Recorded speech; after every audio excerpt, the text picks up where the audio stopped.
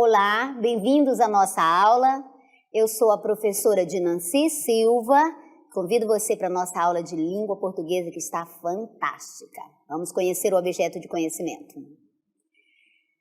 Conhecimento sobre os elementos constituintes da poesia e prosa nas diferentes linguagens. A apreciação crítica de livros, filmes, discos, canções, espetáculos teatrais e danças, exposições, etc. Por meio de resenhas, vlogs, podcasts, fanzines, exines, playlists comentadas, etc. O detalhamento dessa nossa aula, produção e apresentação de críticas das produções artísticas e literárias nas diferentes linguagens e meios de divulgação, nos diversos campos de atuação social e nas mídias, dentro de princípios e valores fundamentados na democracia, na igualdade e nos direitos humanos. Então, hoje nós vamos estudar sobre o romantismo. Vamos para este momento?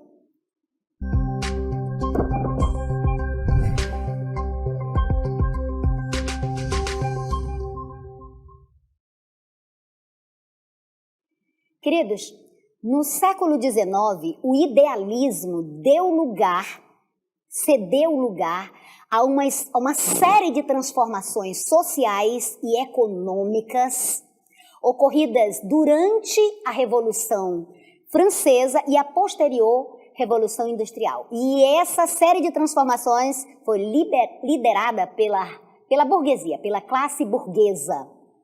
E nesse sentido, a classe burguesa ganhou poder político e buscou na arte uma estética com a qual ela pudesse se identificar. E assim surge o romantismo.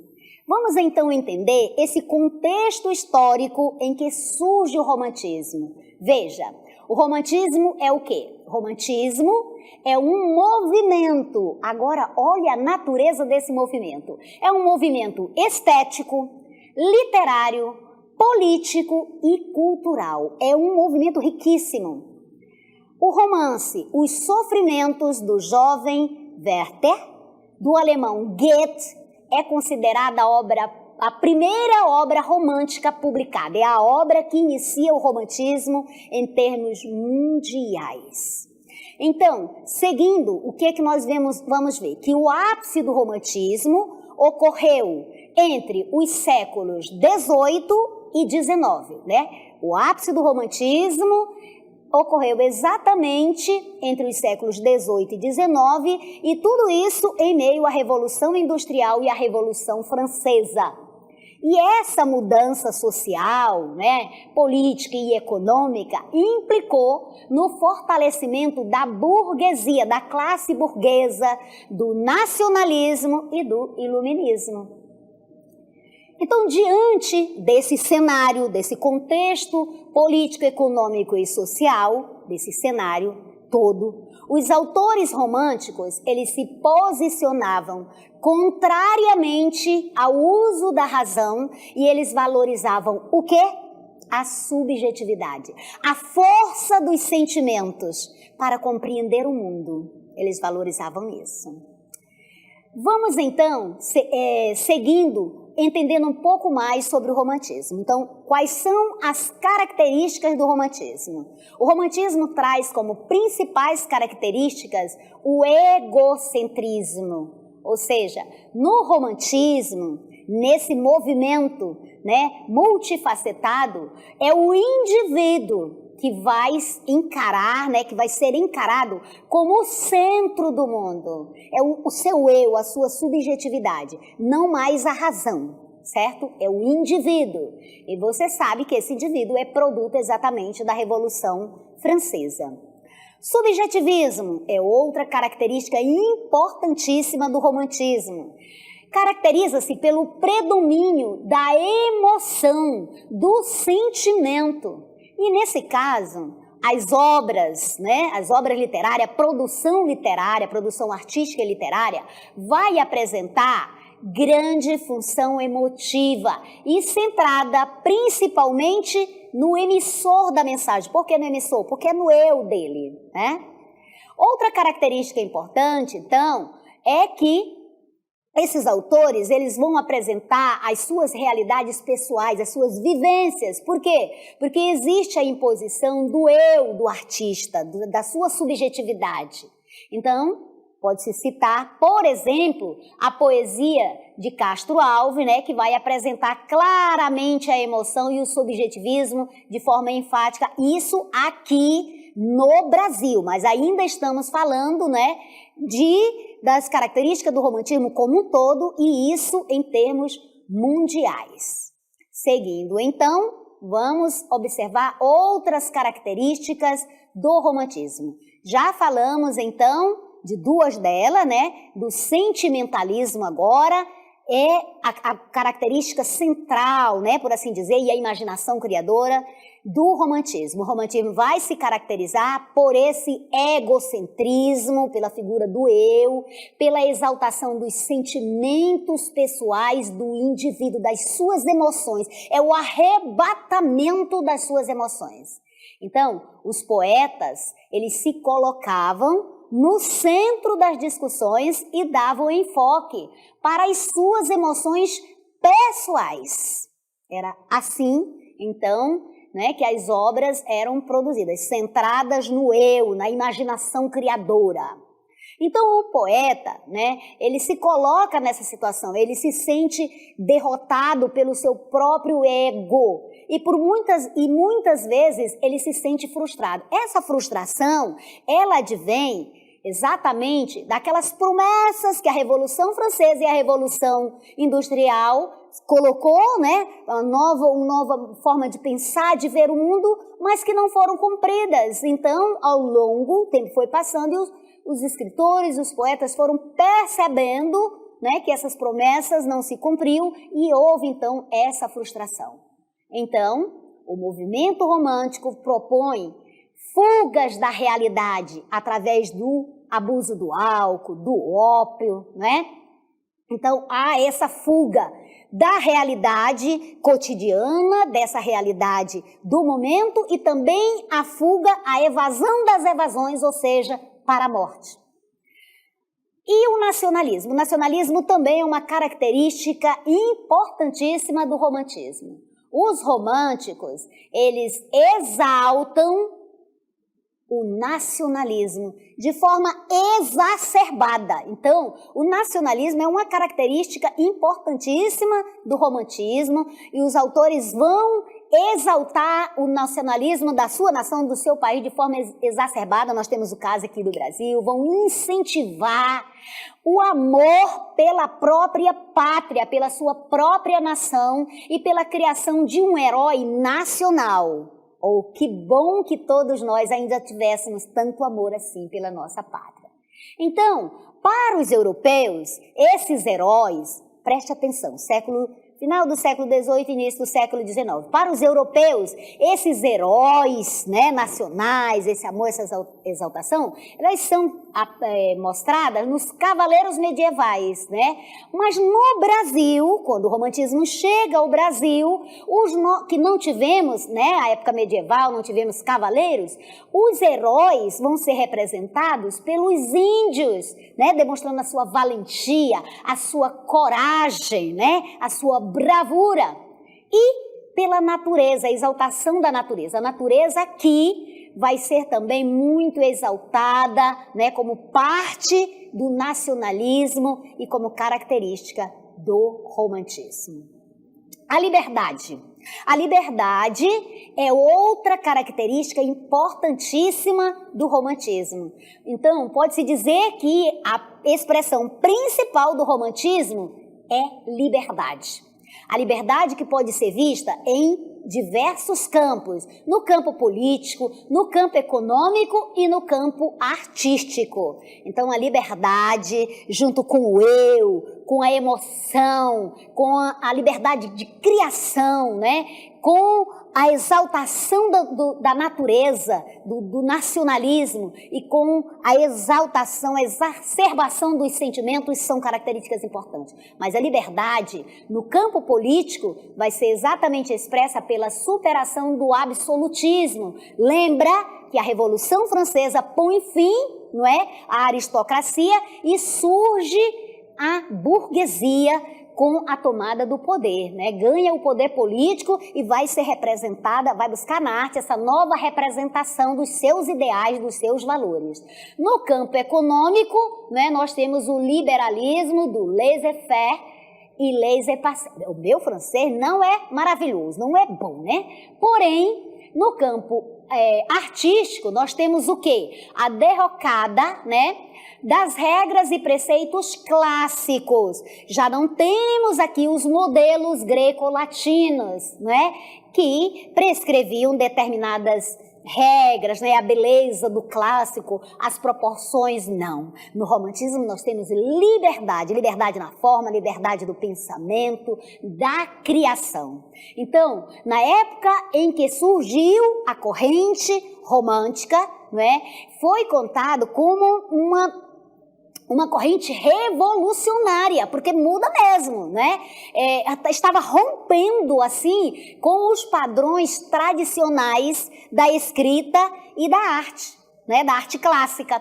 Além disso, o que é que nós observamos? Que era posta a forma artística do neoclassicismo, né? Que era a escola artística anterior ao seu aparecimento, ao aparecimento do romantismo. Então, a principal marca desse período artístico, do período artístico do romantismo, vai ser a valorização do indivíduo, do eu, da individualidade e de suas emoções, dos seus sentimentos, dos seus pensamentos. Agora é a vez do indivíduo. Isso ficou claro para vocês? Ficou? Vamos seguir, então, entendendo mais do romantismo? Só que agora nós saímos da Europa e vamos entender como é que se dá a entrada, o surgimento do romantismo no Brasil. Você já entendeu que o romantismo surge na Europa, basicamente na Alemanha, não é? Com a obra Os Sofrimentos do jovem Werther, certo? E naquele contexto da Revolução Francesa e da Revolução Industrial, certo? Agora, no Brasil, o romantismo, né, tem início nesse período que vai compreender uma parte do século XIX, né? E nós podemos perceber que o contexto histórico do romantismo brasileiro se dá exatamente nessa descolonização do Brasil em 1808, né, com a chegada aqui da família real, e sua independência que vai ocorrer, né, em 1822. Esse é o contexto, então, do romantismo no Brasil. E além disso, além desse aspecto, é importante dizer o quê? É importante destacar que a libertação dos escravos em 1888 e a proclamação da República em 1889 são fatos relevantes, fatos históricos relevantes relacionados com a cultura romântica. Olha aí, lembra? A proclamação da República, do que te lembra? Nacionalismo, liberdade nos campos político, econômico e artístico.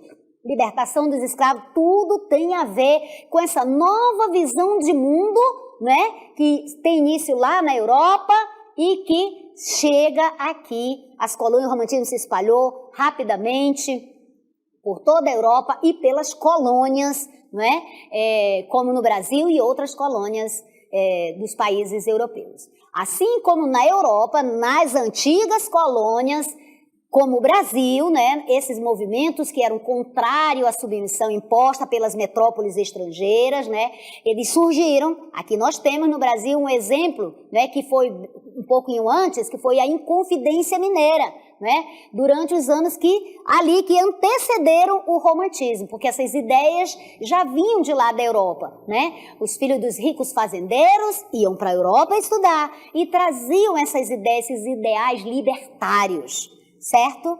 Seguindo, então, nós vamos entender as duas obras, né, as obras que são o marco inicial do romantismo no Brasil.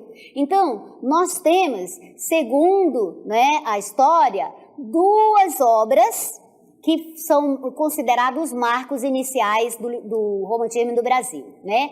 A primeira é a revista Niterói, e a maioria dos autores também dá como Suspiros Poéticos e Saudades, ambas publicadas, né, em 1836, de Gonçalves de Magalhães. Então, essas obras, né, Suspiros Poéticos e Saudades, de Gonçalves de Magalhães e a revista Niterói, marcam o início do romantismo no Brasil.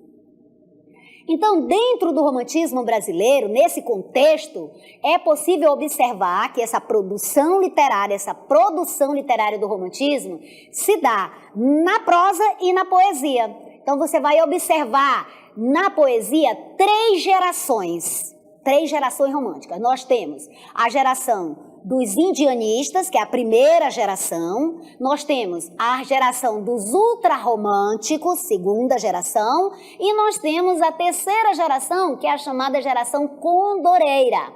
Isso na poesia. Agora, na prosa, nós temos José de Alencar, né, o principal escritor dessa prosa romântica brasileira, tendo produzido obras em ambientes rurais, urbanos e mitológicos do país. Então, no ambiente mitológico, o que é que nós observamos? Vamos citar as obras Iracema e o Guarani, né, nesta vertente. Elas vão descrever o mito da criação do povo brasileiro a partir da ideia da mistura entre europeus e índios. Muito bem. Seguindo, então, vamos conhecer agora a primeira geração romântica brasileira, né? Essa primeira geração romântica é conhecida como a geração indianista ou nacionalista. Você não vai esquecer isso. A geração indianista ou nacionalista. Ela é considerada a mais importante geração. Para quê? Para a formação da identidade brasileira, da nossa identidade como nação. Agora, ela tem uma tendência ao ufanismo. Essa geração nacionalista, indianista, ela traz as obras, né, dessa geração marcadas pelo quê? O que marca essa geração? Quais são as principais características das obras da primeira geração, a geração indianista, a geração nacionalista? Quais são? A exaltação da natureza, a exaltação, a exuberância da nossa natureza. Gente, isso é demais, né? E também o medievalismo.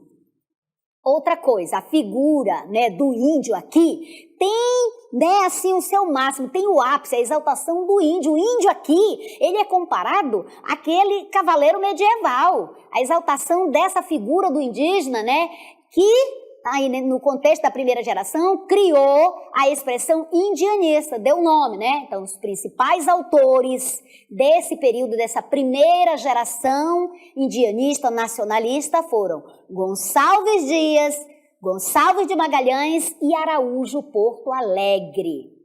Então, no Brasil, preste atenção a isso, o romantismo predominou no que se refere à poesia em três vertentes, três gerações diferentes entre si. E a prosa é separada em 4 tipos. Nós já vimos ali com José de Alencar, né? A urbana, o enredo vai se passar no Rio de Janeiro, a regionalista, né, que vai abarcar o espaço da narrativa do interior do país, né? Ele faz um panorama do interior do país. A histórica, né? Também nós temos as obras de cunho histórico, né? Da ficção, que vai estar relacionada a fatos históricos. E a indianista, José de Alencar também traz, né, essa vertente indianista. E também a poesia, né?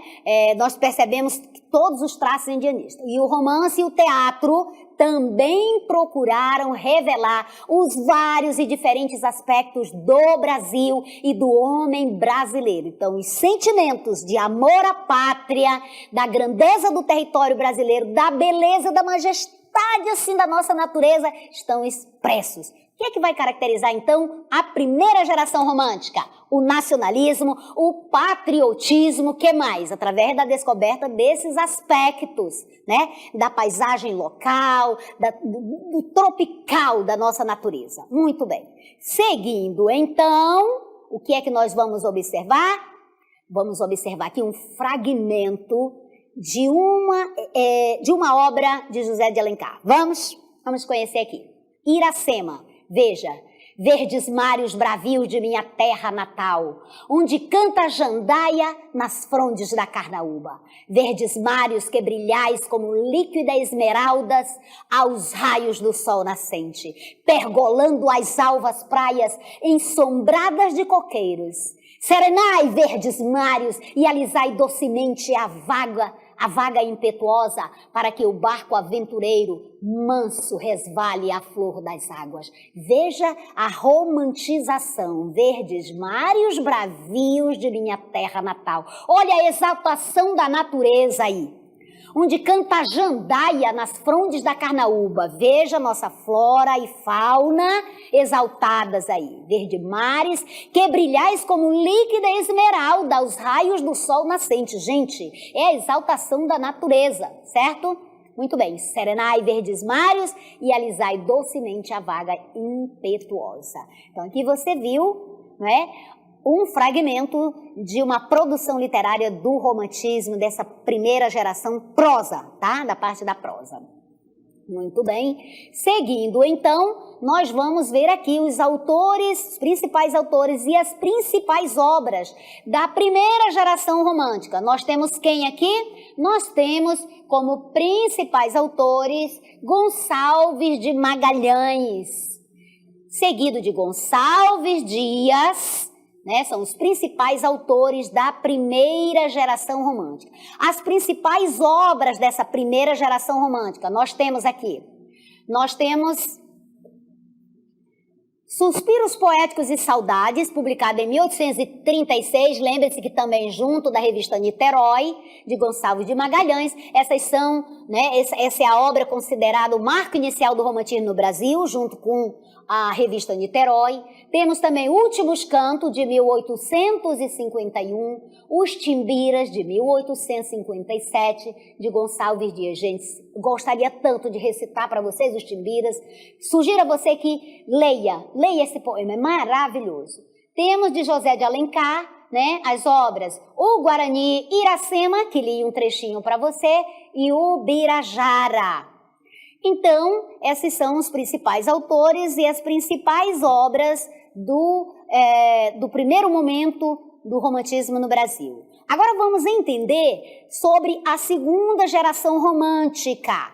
A segunda geração romântica é chamada de geração byroniana, ou mal do século, ou ainda ultrarromântica. Gente, ultrarromântica. Por quê? Por que ultrarromântica? Porque essa aqui foi a exacerbação. Então, nessa segunda geração, a geração mal do século, byroniana, por quê? Por que byroniana? Porque teve a influência da poesia de Lord Byron e Musset, né, francês. Então, as obras apresentam uma carga grande de quê? De egocentrismo. Mas assim, ao extremo, o egocentrismo ao extremo. Por isso, ultrarromântica.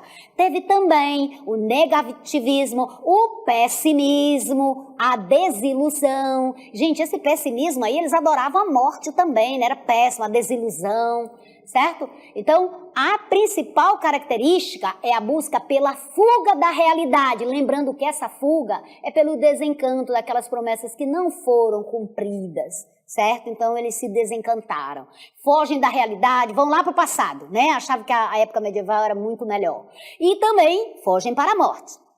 Os principais poetas dessa geração foram, olha, um dos meus prediletos, Álvares de Azevedo, seguido de Casimiro de Abreu, Junqueira Freire e Fagundes Varela. Esses são os principais autores dessa segunda geração. Agora vamos apreciar um poema de Casimiro de Abreu. Vamos lá. Quem ainda não conhece essa poesia tem que conhecer. Vamos. Meus 8 anos, de Casimiro de Abreu. Oh, que saudades que tenho da aurora da minha vida, da minha infância querida, que os anos não trazem mais.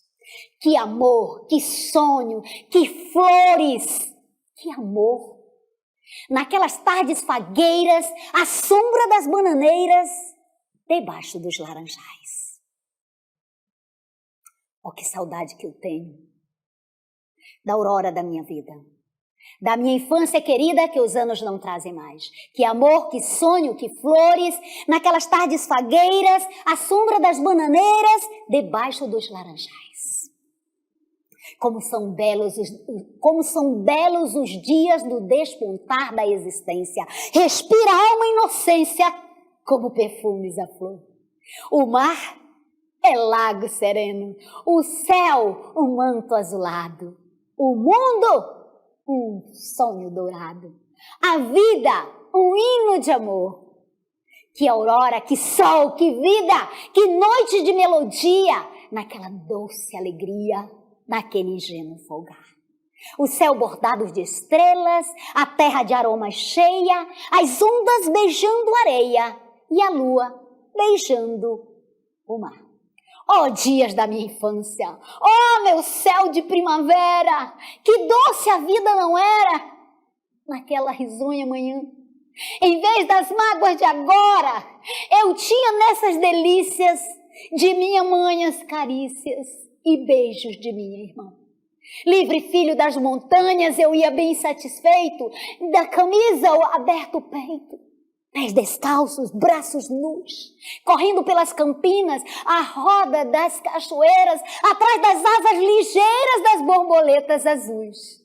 Naqueles tempos ditosos, ia colher as pitangas, trepava a tirar as mangas, brincava à beira do mar, rezava as aves marias, achava o céu sempre lindo, adormecia sorrindo e despertava a cantar. Oh, que saudades que eu tenho da aurora da minha vida, da minha infância querida, que os anos não trazem mais. Que amor, que sonho, que flores, naquelas tardes fagueiras, à sombra das bananeiras, debaixo dos laranjais. Nesse poema, Casimiro de Abreu, né, traz a lembrança, a infância dele, a presença do saudosismo, do escapismo temporal, né, da fuga para aqueles dias em que tudo era belo. O autor vai projetar essas lembranças sobre a sua infância, vai comparar ao presente, né, que se mostra inferior às sensações que ele sentia antes. Seguindo, então, nós vamos conhecer a terceira geração romântica. A terceira geração romântica é conhecida como geração hugoana ou condoreira. Por quê? Hugoana porque teve a influência do poeta Victor Hugo, que falava sobre a política e a sociedade. Então, no Brasil, Castro Alves foi um dos principais expoentes representantes desta geração, juntamente com Tobias Barreto e Souza Andrade, certo? Então, o nome peculiar desse momento, desse período romantismo, se deve a um pássaro. Né? Por isso, do condor, que ele representava a liberdade. Isso porque a última geração romântica é a geração engajada, socialmente engajada, e que promovia a exposição de situações degradantes, lutava pela libertação política e social. Então, a luta mais importante dessa fase, né, é a luta mesmo do ideal abolicionista, né, com ênfase nas questões humanitárias, né, em defesa do negro, da escravidão. Vamos apreciar um poema com essa temática. Navio Negreiro, Castro Alves. Era um sonho dantesco tombadinho, que das luzernas avermelha o brilho e sangue a se banhar.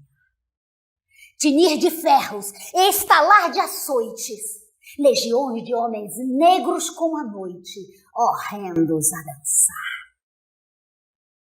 Negras mulheres suspendendo as tetas, magras crianças cujas bocas pretas regam o sangue das mães. Outras moças, mais nuas e espantadas, no turbilhão de espectros arrastadas em ânsia e mágoas vãs. E ri-se a orquestra irônica e estridente, e da ronda fantástica a serpente faz doudas espirais. Se o velho arqueja, se no chão resvala, ouvem-se gritos, o chicote estala e voam mais e mais, presas nos elos do açúcar. A multidão faminta cambaleia e chora e dança ali. Um de raiva delira, outro enlouquece, outro que martírios embrutece, cantando, geme e ri. No entanto, o capitão manda a manobra, e após fitando o céu que se desdobra, tão puro sobre o mar, diz do fumo entre os densos nevoeiros: vibra e rige o chicote, marinheiros! Fazei-os mais dançar. E ri-se a orquestra irônica estridente, e da roda fantástica a serpente faz doudas espirais. Qual um som dantesco, as sombras voam. Gritos, ais, maldições, preces ressoam. E esse Satanás, Senhor Deus dos desgraçados, dizei-me vós, Senhor Deus, se é loucura, se é verdade, tanto horror perante os céus. Ó mar, porque não apagas com esponja de tuas vagas, de teu manto este borrão? Astros, noites, tempestades, rolai das imensidades, varrei os mares, tufão.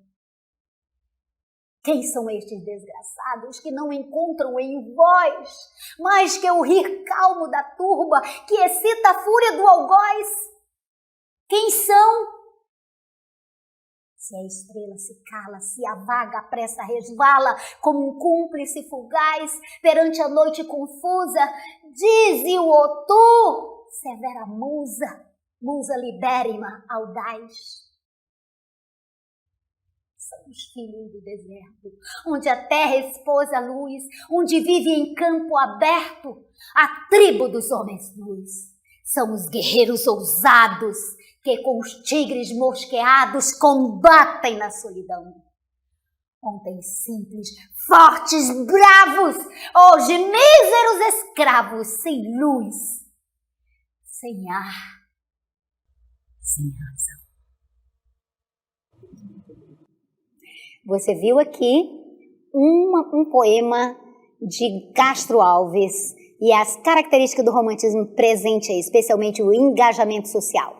Finalizamos a nossa aula, esperando que você tenha gostado, mas, sobretudo, aprendido sobre o romantismo.